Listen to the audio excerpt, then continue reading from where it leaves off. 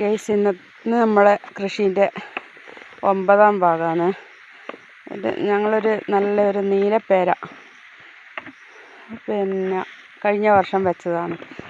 അത് ഈ പരുവത്തിൽ ആയിട്ടുണ്ട്.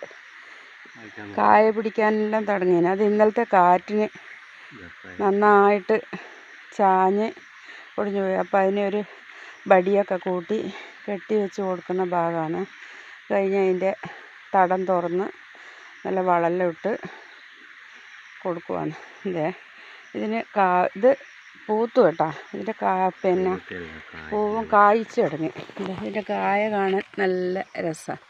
എന്താ നല്ല നീലപ്പേര്, ഇതിന് നല്ല വയലറ്റായിട്ട്. പിന്നെ ഇതിൻ്റെ പ്രത്യേകത എന്താണെന്ന് വെച്ചാൽ ഇതിൻ്റെ അകത്ത് സീഡ് ഉണ്ടാവില്ല എന്നാണ് പറയുന്നത്. ഞങ്ങൾ കഴിച്ചൊന്നും നോക്കിയില്ല.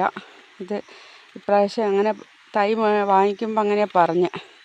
അപ്പം അങ്ങനെ ഞങ്ങൾ കൊണ്ടുവന്ന് വെച്ച് പരീക്ഷിക്കുന്നത്. ഇപ്രാവശ്യം ഉണ്ടായിട്ടാകുമ്പോൾ ഞങ്ങളെല്ലാവരും കാണിച്ചു തരാം കേട്ടോ. അത് മൂക്കട്ടെ, ഇതും കൂടെ കട്ടെ.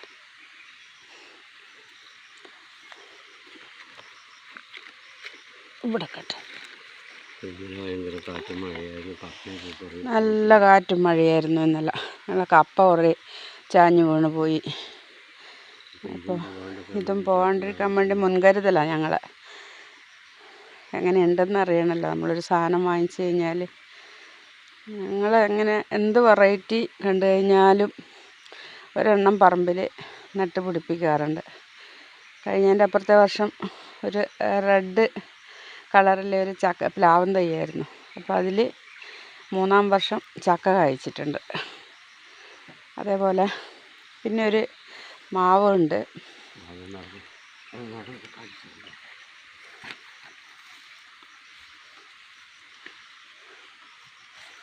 ഒരു വെറൈറ്റി മാവും തൈ നടുവാണ് ഞങ്ങൾ.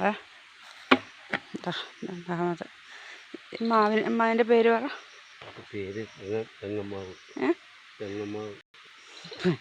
അതൊന്നുമല്ല,